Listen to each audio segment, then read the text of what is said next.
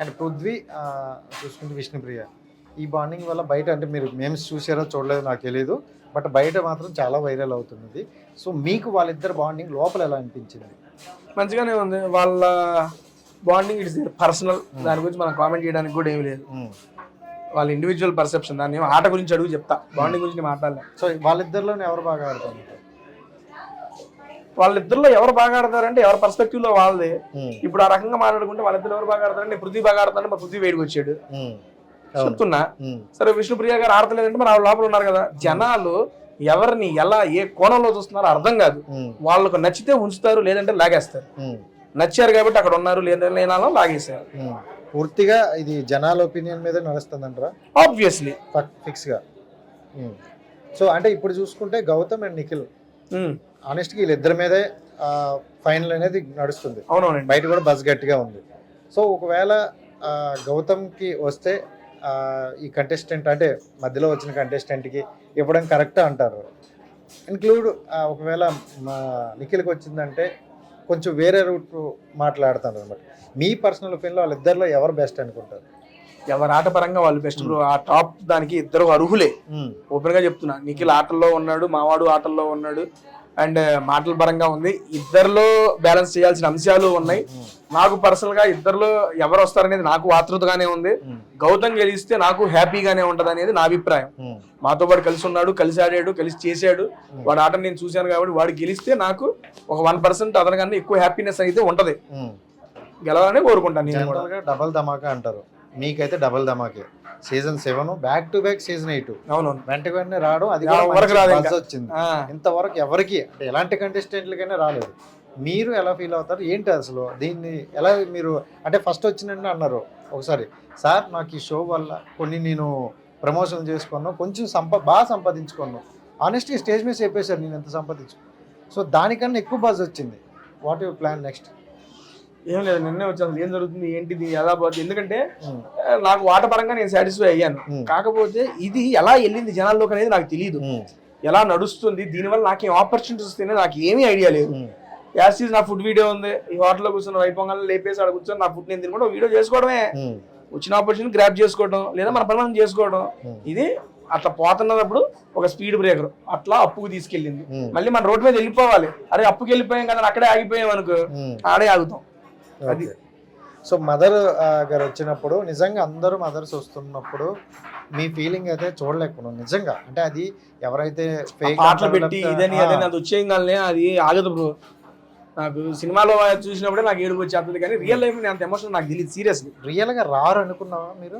అవునండి, first hope ఉండేది, కానీ నాకు సార్ ఎప్పుడైతే చెప్పింది ట్విస్ట్ టర్న్స్ అన్నారో నాకు మైండ్ పోయింది. సీరియస్లీ నేను ఎక్స్పెక్ట్ చేయలేదు.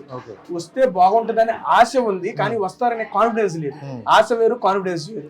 ఆశ ఉంది నాకు, వస్తే బాగుంటది కదా అని ఆశ. అది చెప్పలేము, ఎందుకంటే నాకు సారే చెప్పారు రావట్లేదు, ఒక ప్రక్రియ పెట్టి చెప్పేశారు. అండ్ నెక్స్ట్ ట్విస్ట్ అంటాను ఏమైనా జరగచ్చు అన్నారు. వేరే సీజన్స్ లో జరగచ్చు, మన దగ్గర జరిగిద్దో లేదు, అన్ని డిఫరెంట్ గా జరుగుతుంది. నేను ఆలోచనతో ఉంది.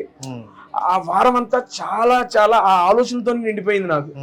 మీకు అది వచ్చిందో లేదో తెలియదు, నేను ఆలోచనతో నడుస్తున్న కళ్ళు తిరిగి పడిపోయా. హౌస్ లో నేను ఆలోచిస్తూ కళ్ళు తిరిగి పడిపోయా. అర్థం కాదు, నాకు తీసుకెళ్ళి లేపుకెళ్ళి మెడికల్ రూమ్ తీసుకెళ్ళి నాకు ఓఆర్ఎస్ అది ఇచ్చి ఒక వెళ్ళేసి కూర్చో, ఏం కాదు ఒక అరగంట పడుకొని చెప్పి పడుకో పెట్టాను. అంతగా ఆలోచనలతో నేను అది డిప్రెషన్. పేరెంట్స్ వస్తున్నప్పుడు వాళ్ళ పేరెంట్స్ వస్తున్నారు, వాళ్ళంతా హ్యాపీ ఫీల్ అవుతారేమో, కానీ మీరు మాత్రం వాళ్ళు రిసీవ్ అవ్వచ్చు. ఆ తర్వాత ఒక 5 minutes మిమ్మల్ని ఫోకస్ మొత్తం మీ మీదే పెడతారు. చూడలేదు ఎపిసోడ్స్ ఎట్లా వచ్చినాయో తెలియదు. ఎందుకు ఇలా నేను అందరితో చాలా బాగా ఇంప్రూవ్, ఐ మీన్ బాగా మాట్లాడవచ్చు. పేరెంట్స్ ప్రతి ఒక్కరు అది చూపించారు. ప్రతి ఒక్కరితో విష్ణుప్రియ గారు నన్ను పులప్స్ తీయమన్నారు, వాళ్ళ ఫాదర్ అండ్ యష్మి వాళ్ళ ఫాదర్ మంచిగా ఇంటరాక్ట్ అయ్యారు. సూపర్ క్రేజీగా ఉన్నారు అబ్బా పేరెంట్స్ అందరూ, భలే నచ్చేసారు నాకు అందరూ. అండ్ ఫైనల్ గా నాగార్జున గారు ప్రతి వారం వచ్చి ఇన్పుట్స్ ఇస్తారు. సో ఆయన ఇచ్చిన దాంట్లో బెస్ట్ ఇన్పుట్ మీరు ఏదనుకుంటారు? దీనివల్ల నాకు బాగా యూజ్ అయింది.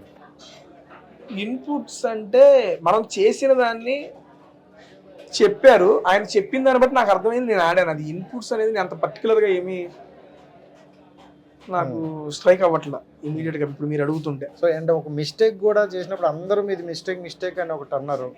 సో దానికి తర్వాత రియలైజ్ అయ్యారా నేను కరెక్టే అని అనుకున్నారా? నాది కరెక్ట్ కాదు, నా తప్పే, ఇప్పటికీ నా తప్పే. నేను ఆ రోజే తప్పని, ఇప్పటికీ దాన్ని తప్పనే దానిలోనే ఉన్నాను నేను. It is a mistake. కాకపోతే అందరూ చెప్పారు కాబట్టి అంటే ఆ క్షణంకి మీరు ఒప్పుకోలేదు, నాకు అనిపించింది నేను చేసేసాను అని అన్నారు. ఎప్పుడు గుడ్డేసిందే కదా, లేదు ఇట్ ఈస్ ఏ మిస్టేక్, సోమవారం మాట్లాడుకుందాం, ఒప్పుకుంటున్నా, సోమవారం మాట్లాడుకుందాం, ఇదే చెప్పా, నామినేషన్ మాట్లాడుకుందాం అని చెప్పి అందరికి. ఎందుకు అంటే ఒక 4-5 కలిసి మనం డిస్కషన్ లో మనం మాట్లాడుతున్నప్పుడు ఆ హీటెడ్ ఆర్గ్యుమెంట్ లో మనం చెప్పేమనుకో, మనం చెప్పే పాయింట్ కన్వే అవ్వదు. రైట్ టైంలో రైట్ ప్లేస్ లో రైట్ పాయింట్ మాట్లాడినప్పుడు రైట్ గా కన్వే అయ్యింది. నేను అక్కడ నుంచి నేను వేసాను నా తప్పు, ఆవిడ కూడా తప్పు అంటే పిచ్చోడ ఫస్ట్ నువ్వు వేసేవరా అనే వస్తుంది. దాని తర్వాత రైట్ టైం కోసం వెయిట్ చేసిన, నాగార్జున సార్ అడిగినప్పుడు చెప్దాం అనుకున్నా, అప్పుడు నాకు అవకాశం రాలా. నువ్వు తప్పు అన్నావు, సరే సార్ నా తప్పే ఒప్పుకుంటా. అక్కడ ఇంక సార్ అంతకు మించి అనిపిస్తున్నాడు కదా, నేను మాట్లాడదాం చైర్ కూడా రేజ్ చేశాను, చెప్పారు, ఒప్పుకున్నా. నామినేషన్ లో నాకు పాయింట్ వచ్చింది, నాది తప్పు అన్నారమ్మా, ఆమెది కూడా తప్పే నా దృష్టిలో, మీ దృష్టిలో ఏంటని అడిగాను, తెలియదు, తప్పు లేదు, అది ఇది అన్నారు. మీరు అందరు చూశారు, దానికి ఏమైందో కూడా చూశారు మీరు, అంతే. అంతమించి మనం తప్పు చేయటం ఓకే, తప్పు చేసి ఒప్పుకో. గ్రూపిజం నడిచిందా? గ్రూపిజం నడిచిందా? నా మనసుకి అక్కడ అనిపించింది, మీ మనసుకి పెట్టేసుకున్న పాటలు అయిపోయింది. సో మీ పర్సనల్ ఒపీనియన్ చెప్పి ఆబ్వియస్లీ ఇప్పుడు నాకు అనిపించింది, నేను అదే మాట్లాడాను.